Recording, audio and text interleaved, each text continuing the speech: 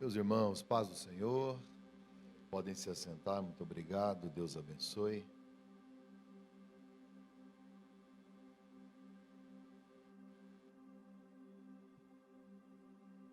Quero dizer da minha alegria em poder estar aqui a primeira vez, nesta igreja e nesta cidade, conhecendo os irmãos, e ter o privilégio de compartilhar com você a palavra de Deus, num assunto que eu particularmente gosto e tenho estudado nesses últimos anos, que é falar a respeito de família. Louvo a Deus pelo vida do pastor Rafael, da pastora Noemi. Deus abençoe os pastores. Obrigado pela oportunidade, pelo convite de poder hoje estar aqui nesta noite tão especial. Parabéns aí aos organizadores, o Ailton mais Elisângela, o Rafael mais a Marislaine e toda a equipe que trabalhou para que esses casais maravilhosos pudessem estar aqui. Tá tudo muito bonito. Parabéns, viu? Parabéns aí pela quantidade de casais. Eu sei que o desafio da pandemia não é fácil, né? Eu estive em 2 cidades que também tivemos que começar mais cedo. Alguns trabalham, não conseguem chegar. Mas que bom que você veio e que você conseguiu chegar a tempo de ouvir a palavra de Deus. Deus abençoe. Parabéns aí pela organização, pela ornamentação, pela escolha do preletor. Vocês têm muito bom gosto, viu? Deus abençoe. Muito bom. A escolha do preletor já mostra o quanto que vocês têm um gosto maravilhoso. Eu te passei um WhatsApp, você viu? Dá uma olhada aí, vê se você tem como. Quando terminar aqui, o meu material vai estar bem ali na saída. As meninas vão montar ali. Eu tenho alguns livros e esses livros vão abençoar você. Deus me deu um texto onde eu falo sobre família. Deus está na sua casa? É uma pergunta. É um livro interessante que vai abençoar você. Esse é sobre finanças, 7 verdades à luz da Bíblia sobre dinheiro. Restituição, um livro que eu falo sobre perdas. E este aqui, ó, o que precisa ressuscitar em sua vida. E o meu livro de casais, que você vai comprar e dar de presente para sua esposa, certeza que ela vai gostar. Nesse livro eu tenho 10 capítulos. Cada capítulo eu falo de um assunto: perdão, sexualidade, finanças, comunicação e outros assuntos do relacionamento. Chama Imperfeitos e Felizes. Eu encontrei a carta de uma menina que o pai dela é viciado em pornografia. Ela descobriu isso e ela escreveu uma carta para o pai e eu coloquei aqui. E tem muitas outras coisas interessantes no livro que vai falar muito forte ao seu coração, tá bom? Tem esse livro, tem os menores e eu tenho uma coleção, a nossa editora tem uma coleção de livros do príncipe dos pregadores, Charles Spurgeon. E esse aqui mesmo, ó, é um livro, são 30 sermões, 30 esboços de sermões de Charles Spurgeon. Vai abençoar você. Eu pedi para colocar ali no telão a minha família. Esta é minha família. Minha esposa, Susan Carla, nós estamos casados há 23 anos. Susan Carla, ela me deu 3 presentes. O Christopher, que está aqui de cá, ele tem 18. Aquele ali do meio, ele tem 12 e o da ponta lá tem 14 anos.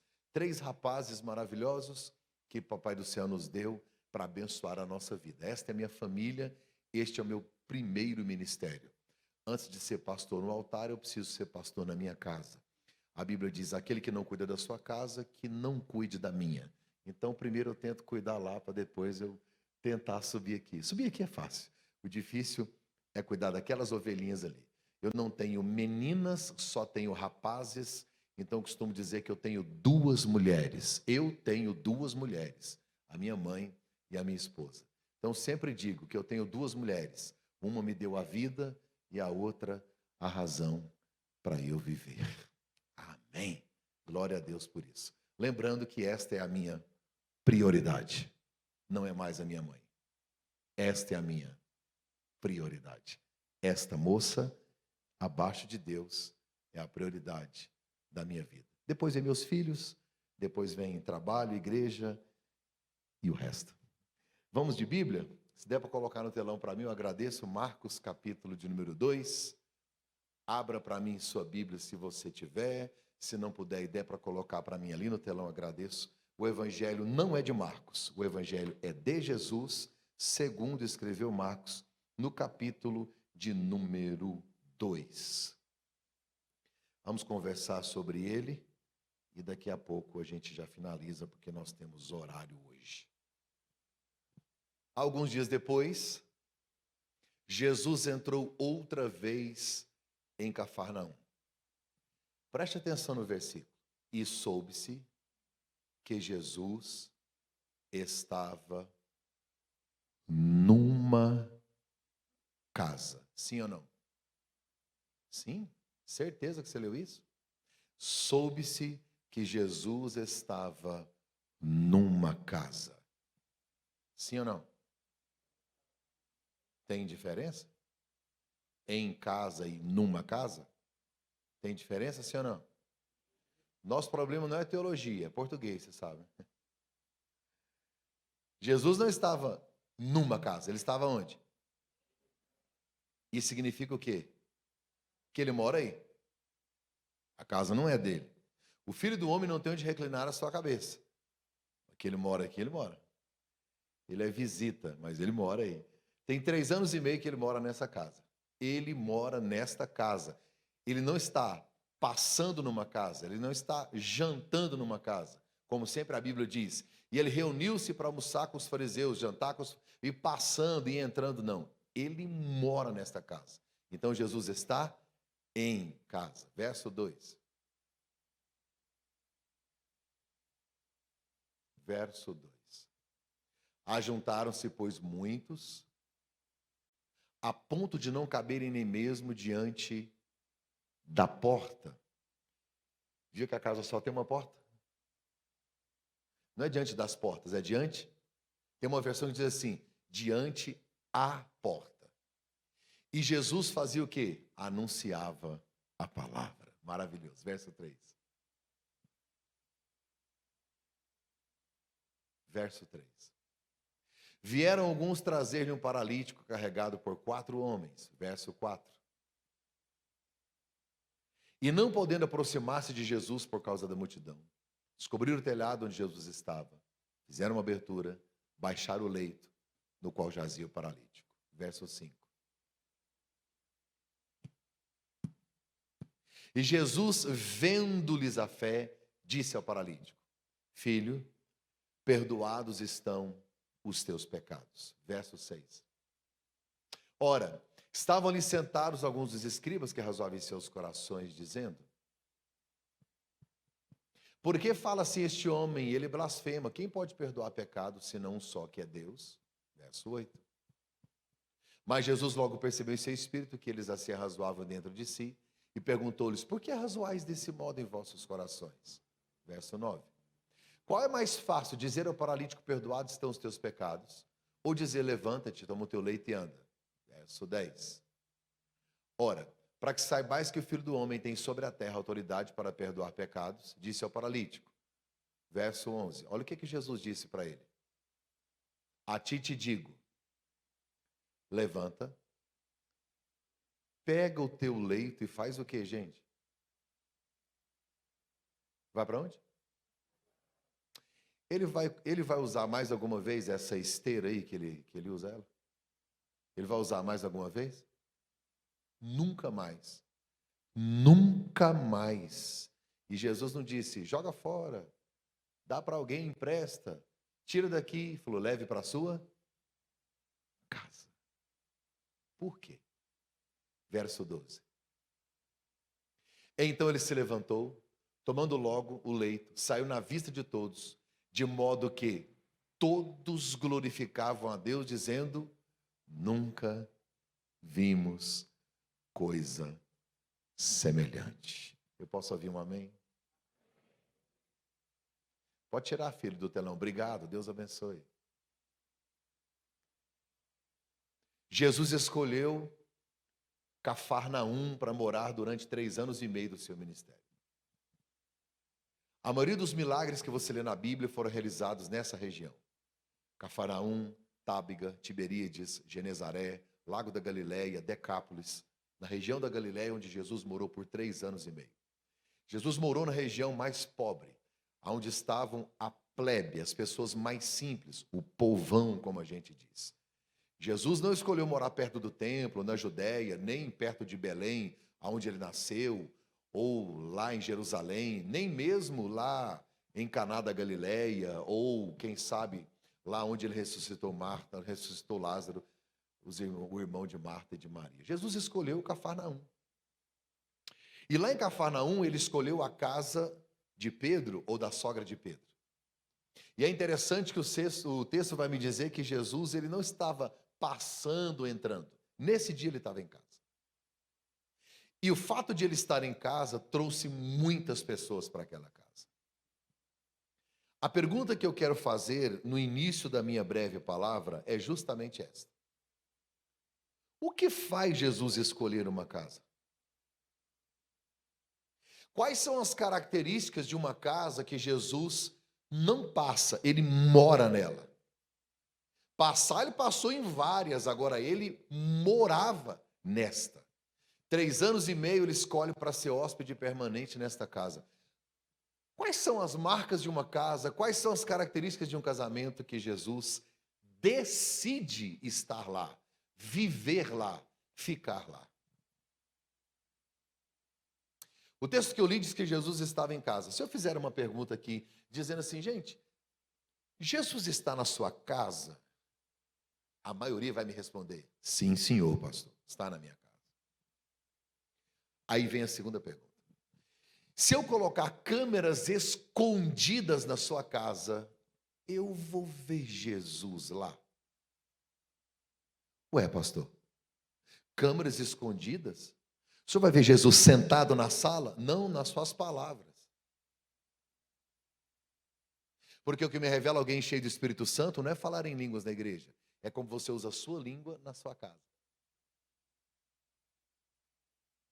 Não é como você prega no altar, é como você trata a sua esposa. Pastor, o senhor vai ver Jesus sentado no quarto? Não, nos filmes que passam na televisão e no celular. É assim que a gente vê Jesus. O apóstolo Paulo diz que nós somos uma carta aberta e lida. Você é a Bíblia que a sua família vai ler. Você é a Bíblia que os teus filhos já estão lendo. Você é o representante de Jesus na sua casa. Por que eu falei de câmeras escondidas? Porque se eu for te visitar, você vai fazer de tudo para me falar que está tudo bem. Certeza. Como é que você recebe visita? Na hora que você recebe uma visita, parece aqueles prato grande assim, sabe aqueles bonito? Aqueles quadradão que seu marido nunca viu. Está na mesa, na hora da visita está lá. Um dia eu fui jantar numa casa, o banheiro estava tão limpo que eu falei, traz o prato, vou comer aqui no banheiro. Está tão maravilhoso, que banheiro limpo, que lugar maravilhoso. O pai, ó, gente, ó, os meninos é treinado, o cachorro é amarrado, a casa é limpa, maravilhoso receber visita. O pai vai no quintal e chama o menino para almoçar, querido, lindo, gostoso, cheiroso, maravilhoso, príncipe do papai, por favor, vamos jantar. O menino, pai, é o senhor, é visita. Um dia eu fui numa casa que eu fiquei pensando, pô, eu fiquei com tanta raiva do homem da casa. Ele era tão educado, tão pensa no homem gentleman. Eu estava com raiva dele. Falei, vai dar problema para mim. Ninguém consegue ser tão educado, não tem jeito. Quando eu saí, que eu entrei no carro, minha mulher falou, tá vendo? Falei, vi. Eu queria ver agora que eu saí. Quem é você quando não tem ninguém? Porque quando recebemos visita, cuidamos da nossa reputação. E esta é a única palavra que não existe no dicionário da família. Não dá para eu cuidar da minha reputação para minha esposa. Pastor, por quê? Porque casamento não muda ninguém, só tira a máscara. Eu amo pregar para casais, principalmente quando a minha mulher não está. Eu falo o que eu quero. Porque o dia que ela está sentada, eu falo alguma coisa, ela faz assim. Ou então quando eu cometo um erro, que é raríssimo, uma vez no ano, quando eu erro, que eu estou naquele nível quase de Jesus Júnior, quando eu erro, ela pega o meu livro de casais e traz para mim. E faz eu ler o que eu escrevi para casais. Não é difícil pregar para casais, falar para a família, ensinar sobre criação de filhos. De teoria o mundo está cheio. problema não é o discurso. O que muda a minha vida não é o que eu sei, é o que eu coloco em prática. Eu posso ser um poeta no altar e um coveiro em casa. Eu posso ser excelente de púlpito e um fracasso no sofá ou na mesa. Por isso que eu te perguntei se eu colocar câmeras escondidas, se eu vou conseguir ver Jesus na sua casa. Na maneira como eu lido com os meus filhos, na maneira como eu lido com o meu cônjuge, na maneira como eu trato as coisas, no andar da carruagem, como diz o brasileiro, a gente vai vendo Jesus. Não é na perfeição, é na tentativa, no esforço de melhora, de revelar o Evangelho. A Bíblia diz que Jesus estava nessa casa. Deixa eu abrir um parênteses. Por que Jesus mandou levar a maca para casa? Não tem nada a ver com a minha mensagem, que eu lembrei aqui. Porque esse homem, 5 anos depois de curado, você já imaginou ele saindo de casa para ir trabalhar? Porque se ele não tinha casa, agora tem. Se ele não tinha casamento, agora tem. Ele não é mais paralítico. Agora ele é casado, agora ele trabalha, ele vai viver a vida dele normal. 5 anos depois de curado, um dia ele vai sair de casa, tem um negócio enrolado lá no cantinho da parede. Uma esteira, uma maca. Nunca mais usou, mas Jesus mandou levar, está lá. O cérebro dele faz assim, aí vem na cabeça dele. Nunca posso me esquecer de onde eu saí e quem me tirou de lá. É por isso que tem muito homem que troca a guerreira por uma aventureira. Esquece quem chorou com ele, quem sofreu com ele, quem ralou com ele. Esquece. O tempo passa. Quais são as características de um casamento ou de uma casa que Jesus decide estar lá? Aqui, a Bíblia diz que Jesus, ele morava com Pedro, ou com a sogra de Pedro. Dos 12 apóstolos, Pedro é o mais crente. Ele mora com a sogra e leva os amigos tudinho para morar lá também. Pastor, você vai falar mal de sogra? Eu jamais, eu prego para a família. Quem fala mal da sogra, cospe no ventre que gerou o maior presente da sua vida. Repetindo, só para você decorar. Quem fala mal da sogra, cospe no ventre que gerou o maior presente da sua vida. Pastor, mas se eu não vou falar mal dela, não tem nada de bom para falar. Não tem nada de bom, então não fale nada. Só pronuncie uma palavra quando ela for melhor do que o silêncio. Anotou? Só pronuncie uma palavra quando ela for melhor do que o silêncio. Se você não tem nada de bom para falar dela, só ore. Senhor, recolhe a tua serva, Senhor. Porque orar não é pecado. Eu estou brincando. Quais são as características de uma casa que Jesus está nela? A primeira coisa que eu encontro no texto diz assim: e Jesus ensinava. Jesus fazia o quê? Ensinava. Jesus o quê? Uma casa é uma escola. Tudo que você precisa para viver em qualquer área da sua vida, você aprendeu em casa. Pastor, por que eu estou apanhando? Porque não aprendeu em casa. Alguém não te ensinou. É por isso que a maior crise dessa geração é a crise de paternidade. Gente que não aprendeu a ser homem, não aprendeu a ser marido. Troca uma noite de sexo com a mulher para ficar jogando videogame. Isso não é homem, isso é moleque, isso é menino. É menino, isso não é homem, isso é menino. A distância, a diferença entre um homem e um menino não está na idade, está nas decisões. Então, uma casa que Jesus está, ela tem que ser uma escola. Tudo, gente, a primeira ponte colocada entre você e a sociedade é a sua casa. Lá é sua escola. A prova é tanta que quanto mais irmãos você teve, melhor de negócio você é. Você é bom de negócio, fazer troca, venda, compra. Agora imagine quem teve um irmão só. Ou quem não teve nenhum, é ruim de negócio. É simples. A casa é o alicerce da escola. É onde você aprende tudo o que você precisa para viver. E o que você não aprendeu, vai apanhar da vida até morrer. Daí a nossa responsabilidade. O problema é que essa geração está terceirizando para a escola a educação dos filhos moral, intelectual, e para a igreja, a educação espiritual. Mas não é nem da escola e nem da igreja, é nossa. É nossa, só nossa. Deus não vai cobrar da igreja. Deus não vai cobrar da escola. Ele vai cobrar de nós. E nessa terceirização, nossos filhos agora ouvem sobre ideologia de gênero, ouvem sobre outros assuntos.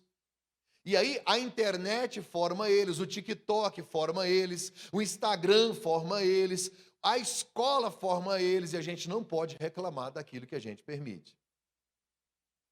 Eu tive o privilégio de morar com a minha família 3 anos na Inglaterra. Fomos ajudar uma pequena igreja missionária. A igreja lá é metade dessa. É 2 fileirinhas dessa aqui. E eu fui ajudar essa pequena igreja missionária por 3 anos e levar meus filhos para estudar. Eu quero que você redobre a sua atenção para você entender o que eu vou te dizer. A escola dos meus filhos lá é pública, lá é de graça. A escola e saúde é de graça. E assim, é de altíssimo nível, de graça. Então os meus filhos estudavam numa escola que era, presta atenção para você entender, a escola era cristã, protestante, anglicana, não é nem católica. É uma escola, eu vou repetir para ver se abre a sua mente, olha, cristã, protestante, anglicana. Tem culto toda sexta e aula de ensino religioso sobre cristianismo toda quarta. Uma escola cristã, protestante, anglicana. Tem culto sexta e estudo sobre cristianismo quarta. 80% dos alunos são muçulmanos. 80%. Pastor, por quê? Porque é uma das melhores escolas e eles não colocam filho em escola ruim. Redobre sua atenção.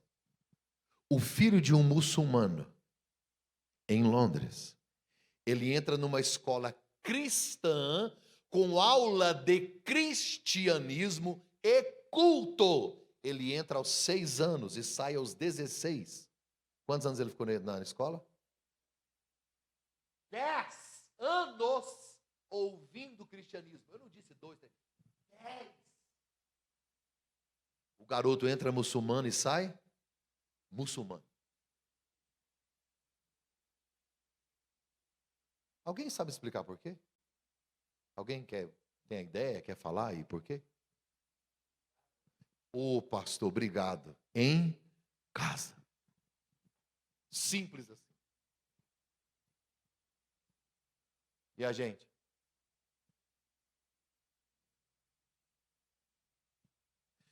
Os ouvidos do seu filho podem estar fechados ao conselho, mas os olhos estão abertos ao exemplo. Talvez você nem precisa falar muito, é só viver mesmo.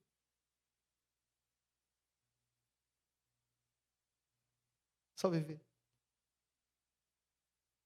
Eu peguei um livrinho de desabafos infantis, oração de criança. Oração de criança. Os tios da escola dominical, as professoras, avós anotaram, e aí eu li esse livro. Uma menininha disse assim, na oraçãozinha dela, tem 6 anos. Papai do céu, a minha mãe não come quiabo e me bate para eu comer. Meu pai não vai na igreja e me obriga com a minha mãe.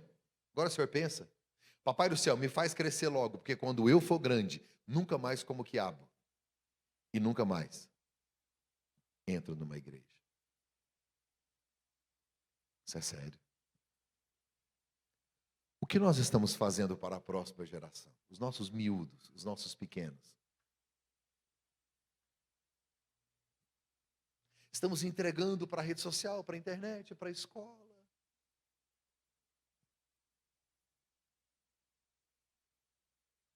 Toda casa é uma escola. Só que o texto me revela algo extraordinário. O texto diz assim, Jesus ensinava, tudo bem, mas ele ensinava o quê? Está escrito, a palavra. Essa é a diferença. Toda casa é escola? Toda casa é escola. Ontem eu atendi um casal e eu demorei, e estou conversando, e pelejando até descobrir o porquê que o camarada, o sem vergonha do marido, não para de trair, não para de confusão, e aquela... Meu Deus, mas por que você não muda? E mulher sofrendo, e ele não muda, e não muda, e conversando, e perguntando, eu falei assim, me conta duas coisas, me conta, como era o relacionamento dos seus pais? Achei. Quando ele me contou do relacionamento dos pais, a maneira como o pai respeitava ou tratava mulheres, a maneira como a mãe lidava com as coisas, eu achei. Os pais nunca ensinaram ele a ser daquele jeito, falando não, mas ele cresceu. 1 grama de exemplo pesa mais que 1 tonelada de palavras. Deixa eu te fazer uma pergunta chocante. Sua filha gostaria de se casar com um homem igual a você?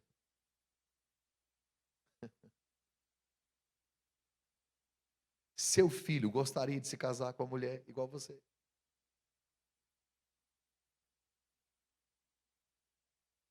Isso é sério. Muito, muito sério. Estou falando do futuro da igreja, futuro das famílias. Casa é escola, casa é escola. Agora, o que estamos ensinando? Na casa que Jesus está, não se ensina qualquer princípio. Está escrito, Jesus estava lá e o texto diz, e ele ensinava Bíblia.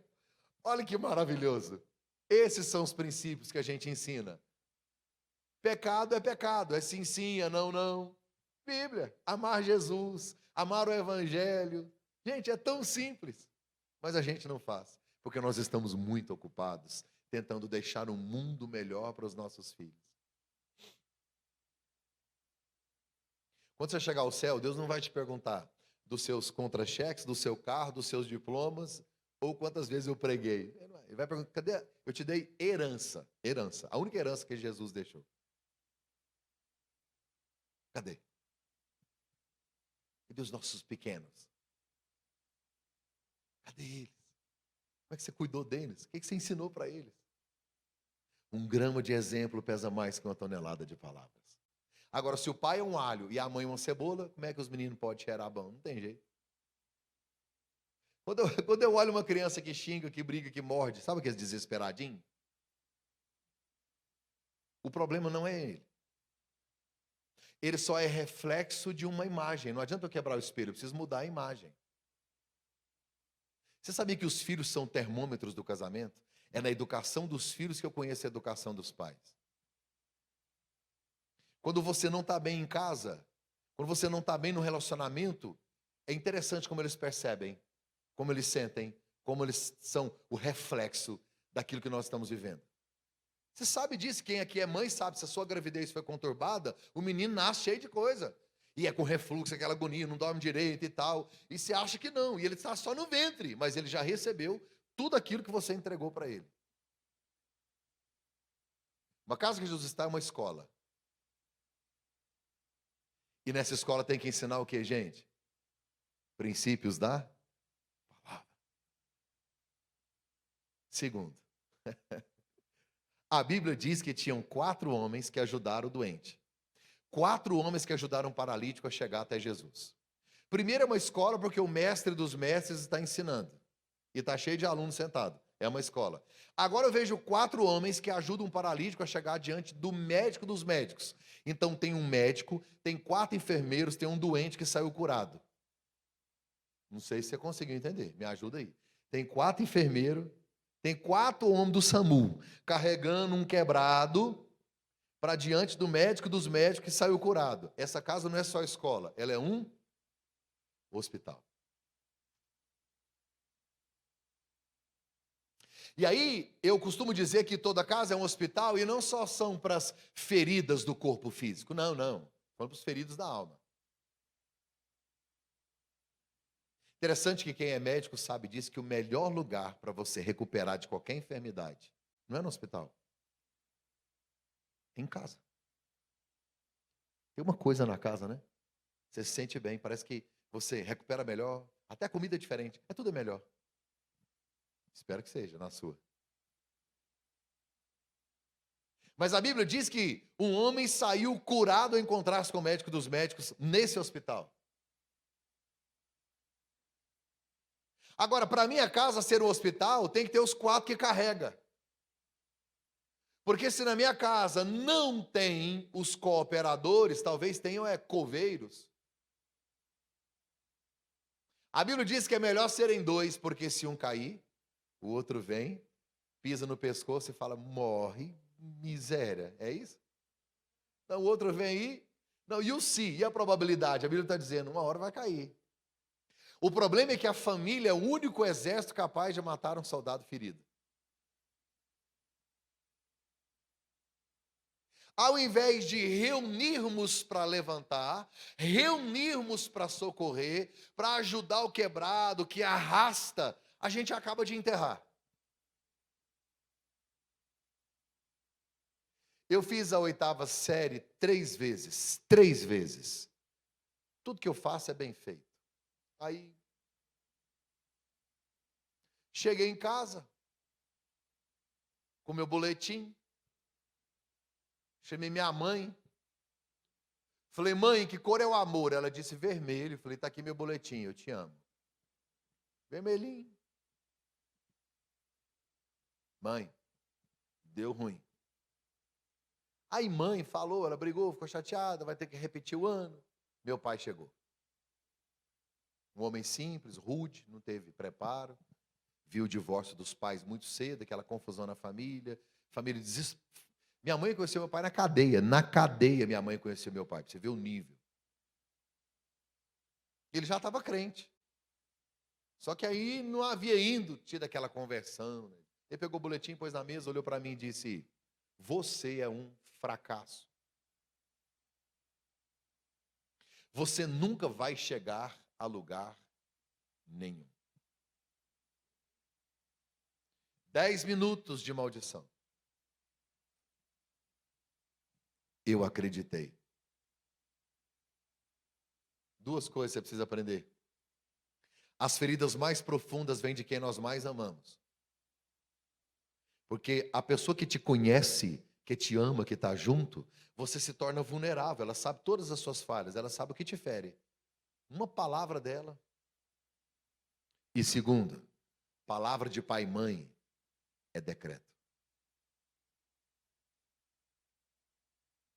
No mundo espiritual, a oração de um pai, a oração de uma mãe, são determinantes para o futuro de alguém, de uma criança. A oração é muito importante, do sacerdote da casa. Agora, uma palavra de maldição, você imagina isso no mundo espiritual?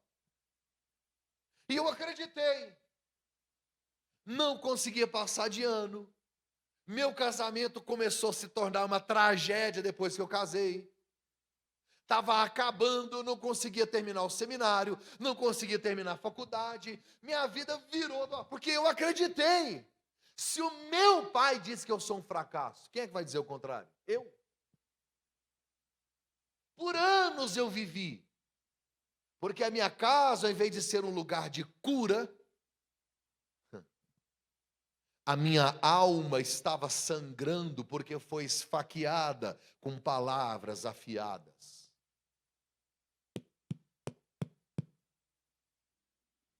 Eu demorei muito tempo para entender que era eu que precisava pedir perdão para o meu pai. Pedi, conversamos, abraçamos, choramos.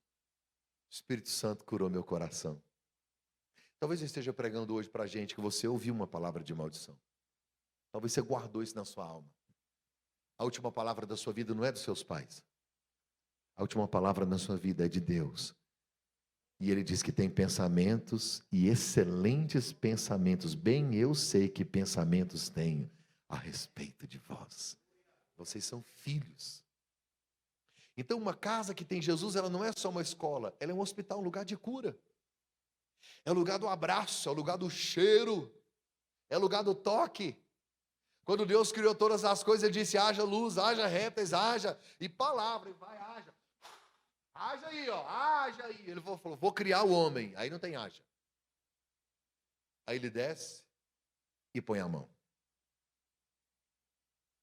Pastor, por que ele põe a mão? Porque ele está me ensinando que o ser humano, para viver bem, ele precisa de toque.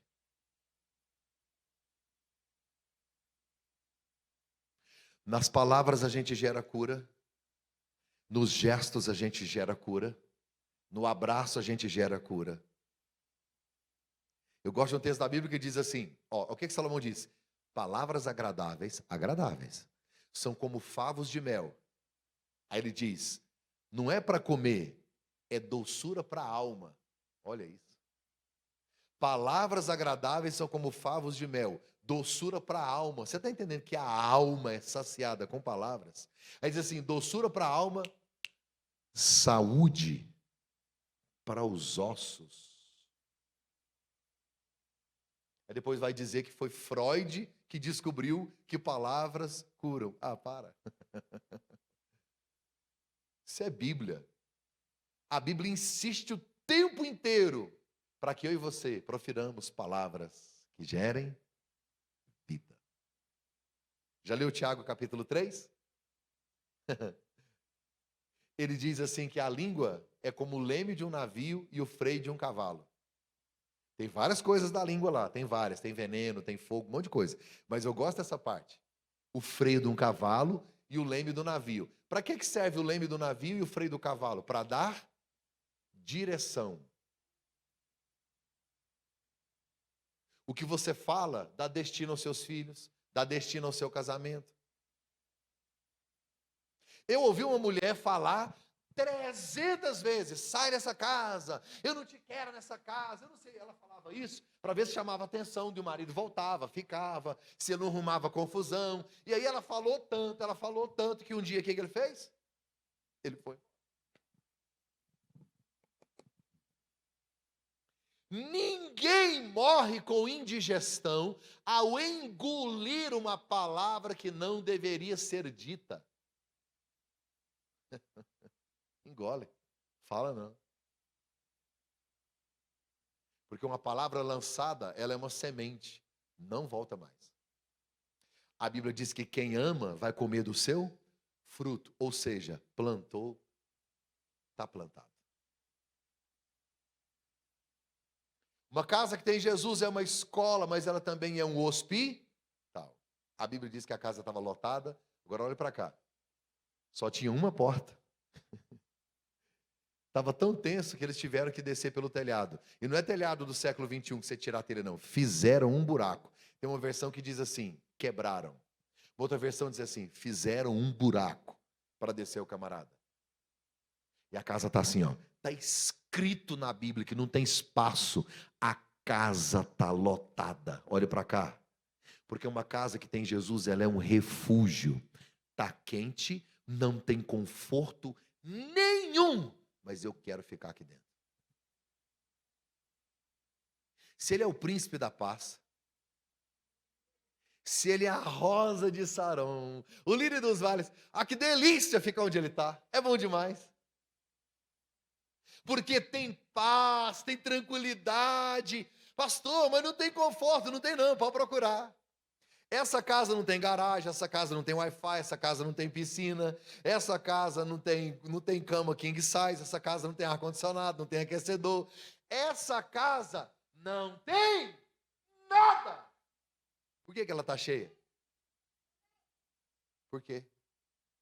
Porque ela tem Jesus.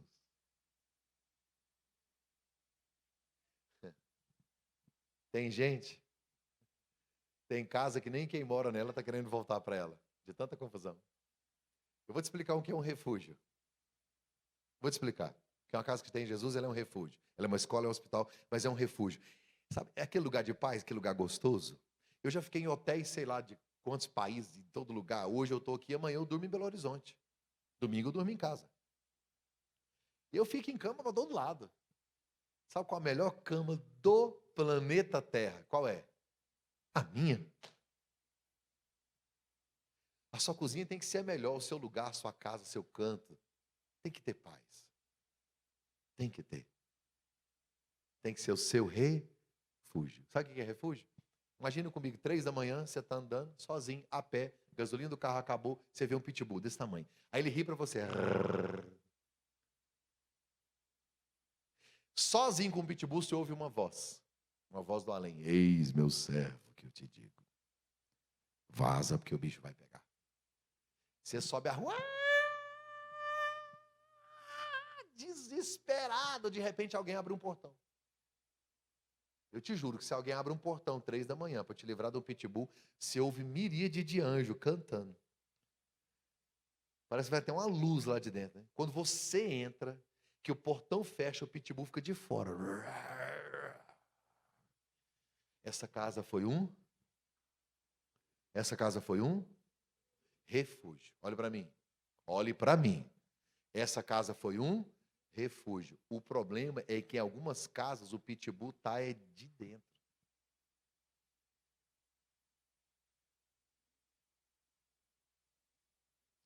Eu estava lendo a carta aos Gálatas. O apóstolo Paulo escreve para Antioquia da Pisídia, Listra, Icônio e Derbe. 4 igrejas. Aos Gálatas. Estava tendo uma briga na igreja. E é a única igreja que tem briga, tá? Só de Gálatas. Na história da humanidade, nunca teve confusão e briga em igreja nenhuma. Pode ficar tranquilo, viu? Que é tudo perfeito. Qualquer igreja que você for, não, pastor, não gostaria de ser igreja aqui, não. Vou até falar para o pastor Rafael que eu vou para outra igreja, porque lá não tem confusão. Chega lá que a confusão acabou de chegar. É a hora que você chegar, ela chegou. Pensa que na carta aos Gálatas tinha confusão. Pensa, na igreja primitiva, a igreja acabou de começar. Olha o que Paulo diz para os irmãos de Gálatas. E isso serve para os casados e para as famílias de hoje. Ele disse assim: cuidado, para que não vos mordeis e vos devorais. A gente come, presta atenção, come estresse na rua, come estresse no trânsito, come estresse no trabalho e vomita em casa. Nós confundimos intimidade com desrespeito. Eu tenho coragem de falar para minha esposa o que eu jamais falaria para nenhuma mulher aqui. Como é que você trata a gente que você nunca nem viu? Bom dia. A paz.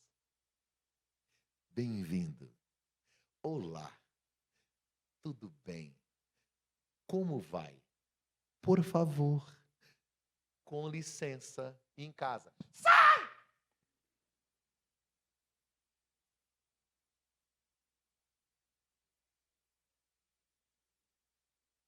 Tem mulher que trata melhor o cachorro do que o marido.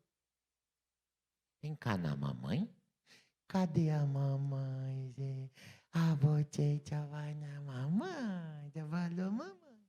E o marido? Seu cachorro. Tem homem que ele tem mais zelo com o carro do que com a esposa. Tem mulher que parou de usar perfume, está passando gasolina. Vou ver se o marido dá uma atenção. Você já viu tanto que a gente é bom para as pessoas de fora? Como é que a minha casa vai ser um refúgio se eu não procuro gerar esse ambiente? Casa em que Jesus está é uma escola, porque Jesus estava ensinando. Casa em que Jesus está é um hospital, porque onde ele está tem que ter cura. Casa em que ele está é um refúgio, um lugar de paz. Agora vê se você consegue raciocinar comigo. Presta atenção. Jesus está nessa casa, só diga sim ou não, ele está nessa casa? Sim. A Bíblia diz que ele ensinava a Bíblia, então tem Jesus, tem Bíblia, tem cura, e está escrito, e todos glorificavam a Deus. Vamos raciocinar? Jesus é Deus, está na casa. Então Deus está na casa, tem Bíblia na casa, tem cura na casa e tem glória a Deus na casa. Me fala aí para mim um lugar onde tem Deus, tem glória a Deus, tem cura e tem ensino de Bíblia. Aonde é? Aonde é? Na igreja, gente.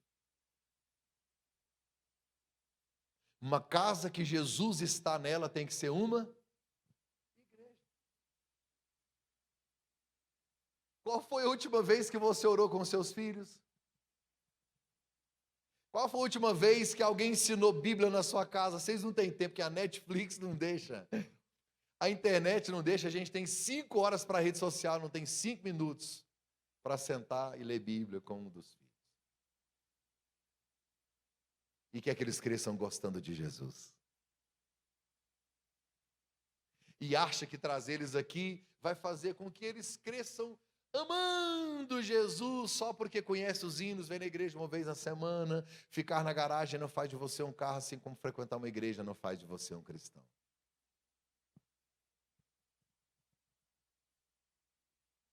Uma casa que tem Jesus, ela é uma igreja. A maior declaração de amor que um homem pode fazer por uma mulher é orar por ela. Orar em casa, estudar em casa, falar de Bíblia em casa, adorar em casa, ambiente de adoração, um altar. A igreja começou em casa. A igreja primitiva começou em casa, na mesa. É Jesus dizendo, vai para a mesa, põe a comida na mesa, enquanto vocês comem. Fala de Jesus. Dê graças, ore, faz alguma coisa. Que Jesus chegue na sua casa e diga, aqui eu sou honrado. Aqui eu sou adorado. No ambiente, nas músicas, em tudo que você fala, aquilo que ouve, ele vai se sentir em casa. Uma casa que tem Jesus. É uma escola, é um hospital, é um refúgio, é uma igreja. Deixa eu te fazer uma pergunta, agora você já me pode responder. Jesus está na sua casa, sim ou não? Sim, tem que estar. Precisa ser perfeito, não basta ser coerente. Lá em Goiânia tem uma febre de adesivos. Os crentes põem adesivo nos carros. Eu estava andando atrás de um carro, estava assim, se você ama Jesus, buzine. Eu buzinei. O irmão só não falou que minha mãe era linda, o resto. Eu desviei o irmão, mas ele que falou para buzinar. Eu buzinei no trânsito. Outro dia eu parei atrás de um carro. Pensa num carro velho. Uma porta verde, outra azul, o carro era amarelo. Tudo amarrado de arame. Uma fumaça. Estava escrito assim, presente de Deus. Aí eu parei, dei uma olhada. Eu fiz uma oração, eu falei, Senhor, se algum dia o Senhor quiser me dar um presente, desse aí não. O irmão alegrinho no carro dele. Uma irmã que não tinha carro, ao invés de pôr no carro adesivo, ela pichou o muro da casa dela. Ela escreveu assim no muro, esta casa pertence ao Senhor Jesus. Bonito, né? O vizinho não gostou, não. O vizinho chamou a esposa e disse, nunca entrei numa igreja, nunca li Bíblia, não sou crente. Mas o Jesus que eu ouço pregar e falar, nessa casa, ele não mora, não. Essa mulher é doida. O marido dela saiu para comprar um litro de leite, tem 10 anos, nunca voltou. Às vezes é porque não achou a marca que ela queria, né? Foi embora, sumiu. 10 anos. O cachorro vive preso da casinha, os meninos não saem do quarto, tudo tem medo. Ela tinha um bichinho assim, um periquitinho assim, ele voou. O papagaio não voou porque ela cortou a asa, mas eu vi, ele foi embora a pé, eu vi. Ele desceu a pé, ele foi embora, ninguém aguentou.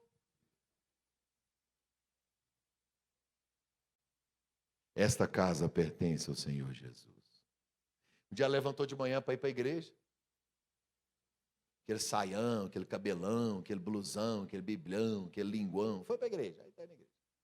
Aí quando ela voltou da igreja, o vizinho pichou o muro dela. Ele escreveu uma frase embaixo dela. Ficou assim. Esta casa pertence ao Senhor Jesus, vírgula, mas está alugada para o diabo.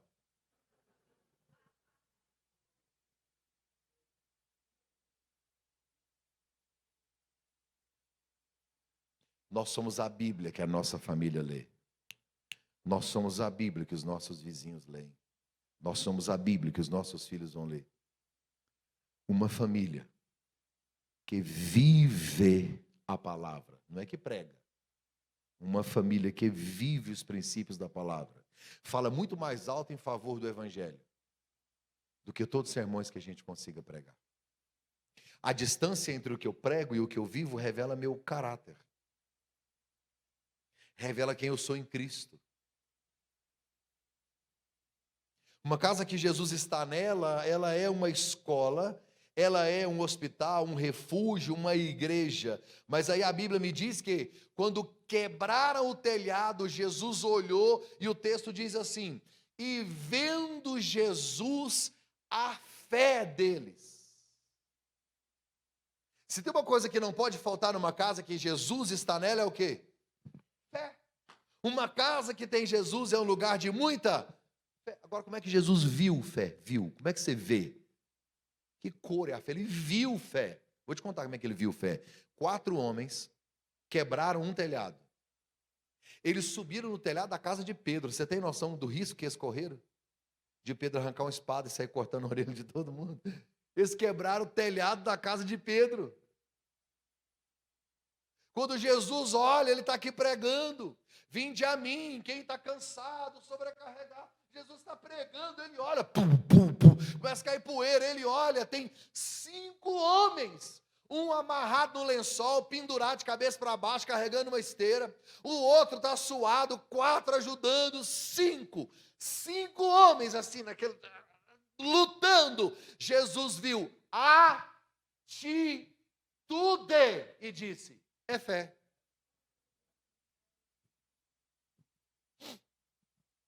Grave isso. Telhado quebrado, paralítico inteiro. Telhado inteiro, paralítico, quebrado. Tem coisa que a gente precisa quebrar.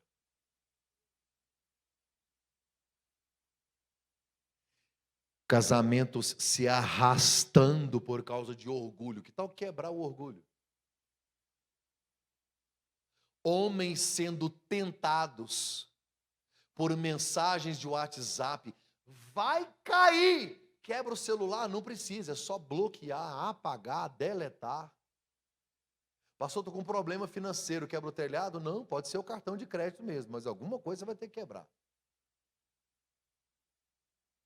Tem paralisias que só cessam quando nós decidimos quebrar alguma coisa. Teve prejuízo na estrutura da casa.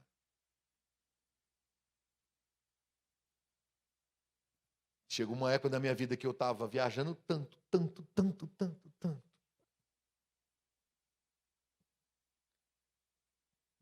E eu pensei, eu preciso ficar pelo menos 4 finais de semana em casa.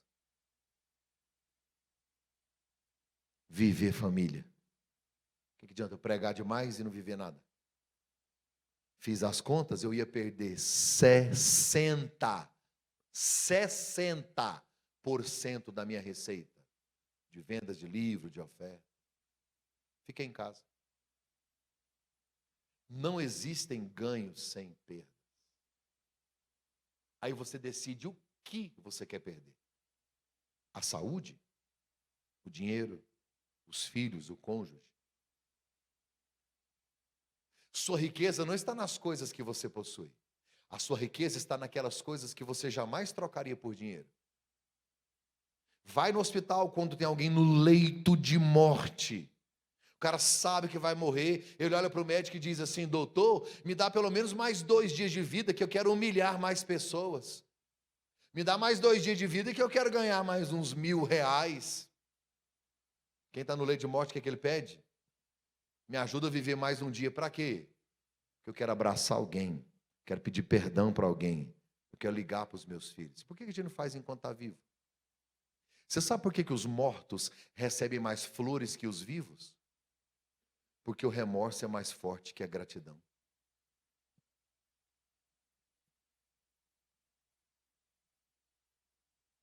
O texto diz que Jesus olha e vê fé. Quando o telhado quebra, começa o processo do milagre. Porque o telhado você conserta. Tem coisa que você não vai consertar. A maioria dos casamentos acaba, não é pelo que aconteceu, é pelo que deixou de acontecer. Tudo que não é alimentado, morre. Uma casa que tem Jesus é uma casa que tem fé. Estou caminhando para o final. A Bíblia diz que quando o paralítico desce na frente de Jesus, olhe para mim, qual a intenção dos 4 homens? Suaram, trabalharam, é no deserto, uma casa pequena, está lotada, era calor, talvez um rasgou a blusa, o outro cortou um pedaço da manga, o outro arranhou, aquela confusão, 4 homens. Uma luta para ver se consegue colocar o paralítico diante de Jesus. O que que os 4 homens querem ao colocar o paralítico na frente de Jesus? Que ele seja curado. Quando o paralítico desce aqui, ó, aqui na frente, Jesus olha nos olhos dele e diz o quê? Levanta e anda. O que que Jesus diz? Perdoados estão os teus pecados. Acho que os caras ali sempre falaram assim, não ralei desse tanto para isso não quero discurso. Os escribas e fariseus que estavam lá dentro ficaram endemoniados. Sem falar nada, Jesus descobriu a intenção do coração deles. E disse, por que vocês estão duvidando? Eu vou curar ele. Só que antes do milagre, tem um princípio que Jesus nos ensina. Antes de qualquer milagre, perdão. Porque uma casa que tem Jesus é uma escola, é um hospital, é um refúgio, é uma igreja, é um lugar de muita fé, mas é um lugar onde se exercita o perdão.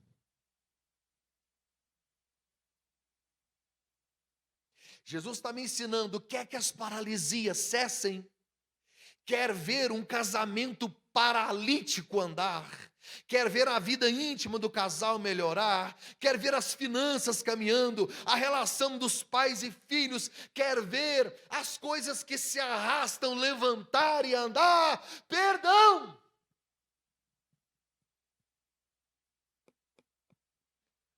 Perdoar. Perdoar. Perder no ar. Perdoar é perder no ar, é deixar voar. E você percebe que quando você liberta o outro, é você quem estava preso. Perdão tem a ver com perda. Olha no português, perda. No diminutivo é perdinha. E no aumentativo, perda é o quê? Perdão. Perdão é uma perda grande. Só que nós fomos treinados para perder, a gente só quer ganhar.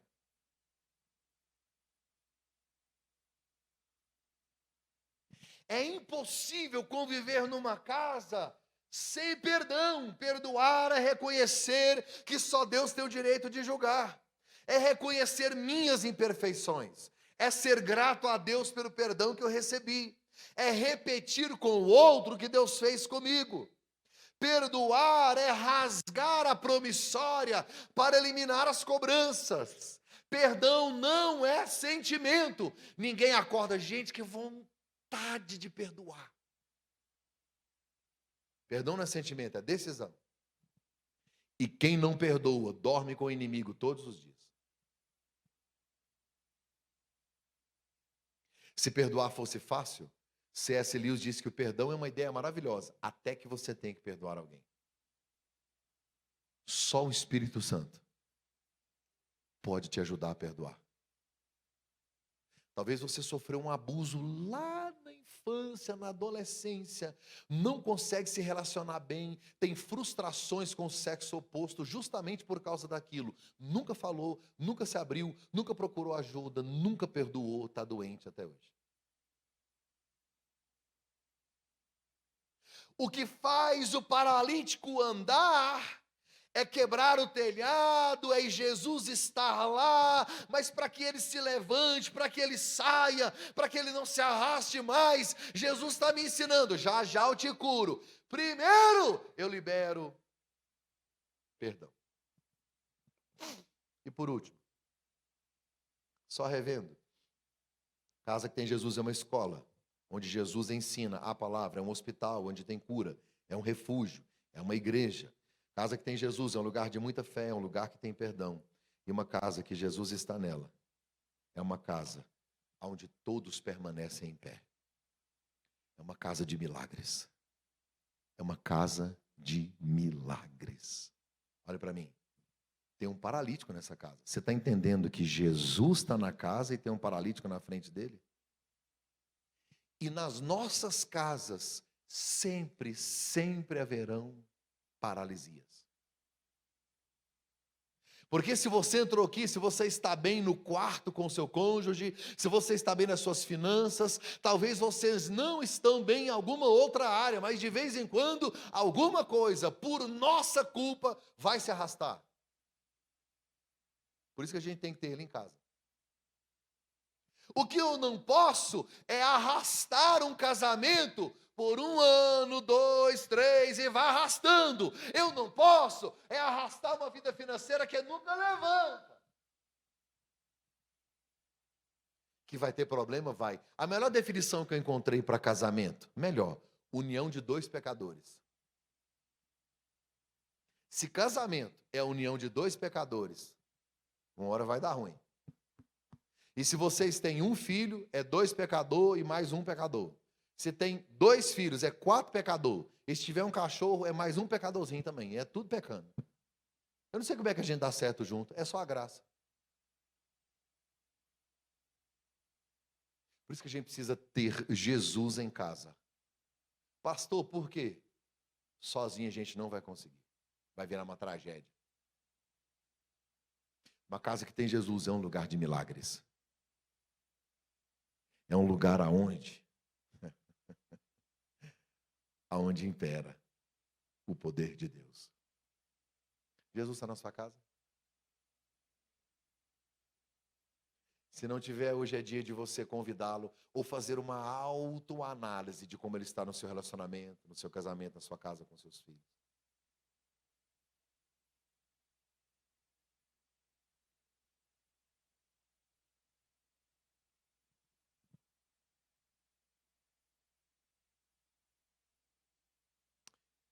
Eu estava trabalhando muito uma época, lançando alguns livros naquele ano. Montei uma editora, participando de grandes eventos. Montei escritório. Foi a melhor época minha, ministerialmente falando. Estava bom demais. Cheguei em casa, eu tinha uma reunião 18 horas. E eu estava estressadíssimo. Eu tinha uma reunião 18 horas. Cheguei em casa já 5h30. Quando eu entrei assim na sala, o meu filho do meio, tinha 7 anos na época. Frederico pegou uma bola e veio atrás de mim com a bola. Vamos jogar, vamos jogar, vamos jogar. O senhor não jogou essa semana, porque eu jogava toda semana. E já havia alguns meses que eu simplesmente ignorei meus filhos. Fui com a mão assim empurrando ele. Dá licença, dá licença, dá licença, dá licença, não posso. Eu tenho coisa importante para fazer, não posso, dá licença, dá licença, dá licença, dá licença. E fui empurrando, fui empurrando, fui empurrando. E passei, quase que atropelei. Fui passando e fui para o quarto. Troquei ali uma roupa, me arrumei rápido. Quando eu fui saindo, o Frederico, com 7 anos de idade, estava com os 2 controles remotos do videogame. Assim. O senhor não vai jogar a bola, porque senão o senhor vai sujar, o senhor tomou banho. Mas uma partida, tem 1 semana que o senhor não joga. Fiz do mesmo jeito, dá licença, dá licença, dá licença, dá licença, dá licença. E fui saindo, fui passando, eu preciso, não posso. E assim, e um pouquinho ríspido, talvez estressado demais. Eu nem sei que nível de intensidade estava esse estresse aí. Entrei no carro, peguei meu celular e liguei, falei, estou chegando. Quando eu olhei pelo vidro do carro, o Frederico estava sentado no sofá, com os controles assim no colo, olhando longe. O Espírito Santo gritou na minha alma: você prega muito e vive pouco.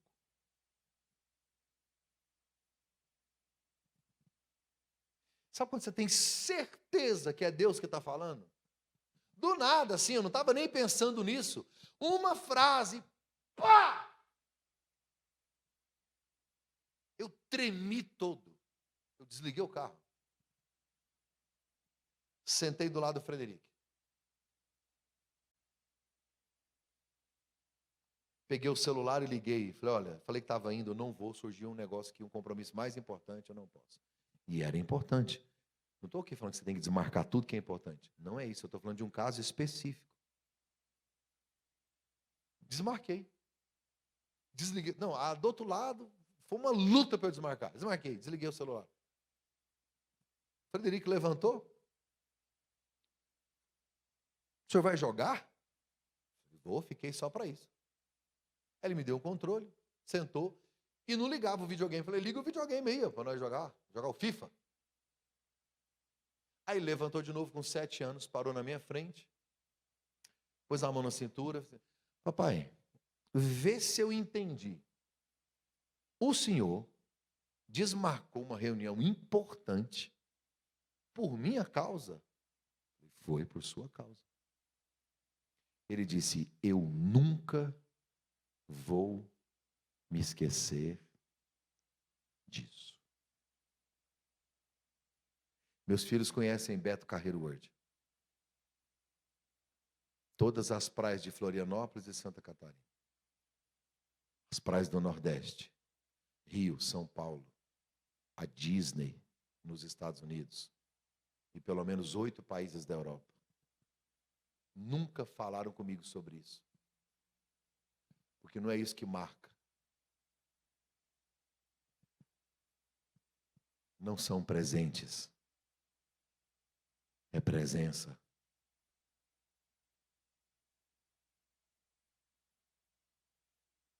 A gente está precisando mais de cheiro do que de dinheiro.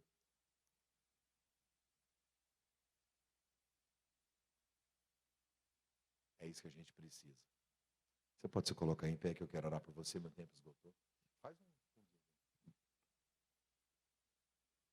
Quando Jesus está numa casa, nós podemos ver grandes milagres. Coisas extraordinárias, como a minha mãe que teve 7 paradas cardíacas. E por causa de uma oração, Deus ressuscitou ela, mesmo depois de o médico já haver desistido da minha mãe na mesa de cirurgia, já havia fechado, estava lá como morta. Os médicos desistiram, o coração dela não voltava, eu fui para o banheiro orar. Olha, eu já vi Deus fazer coisas extraordinárias. De graça para Israel já fui 2 vezes. Carro já ganhei 6.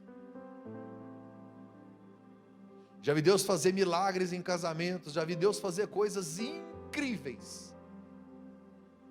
Deus faz coisa grande? Faz. Mas tem hora que Deus faz umas coisas que você vê que é só Ele. Minha esposa grávida de 9 meses.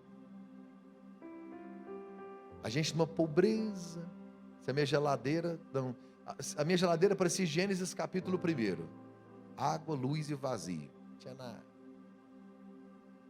Fui para a igreja com ela. A pé. A gente morava em 3 cômodos. De favor.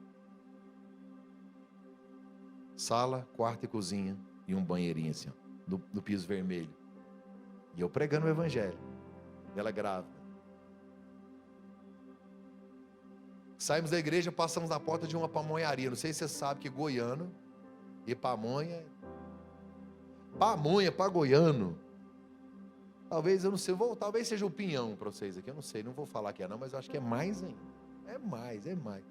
É um amor antigo. Passamos na porta da pamonharia e a gente sente o cheiro de longe. Ela barrigão, falou, vontade de comer uma pamonha. Eu sem dinheiro, sem cartão, sem nada, quebrado. Fiquei, ó.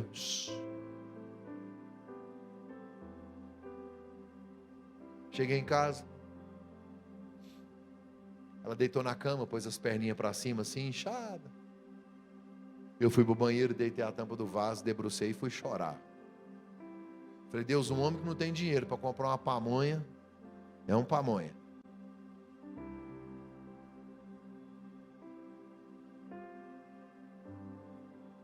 O Senhor é honrado nessa casa, o Senhor é adorado nessa casa.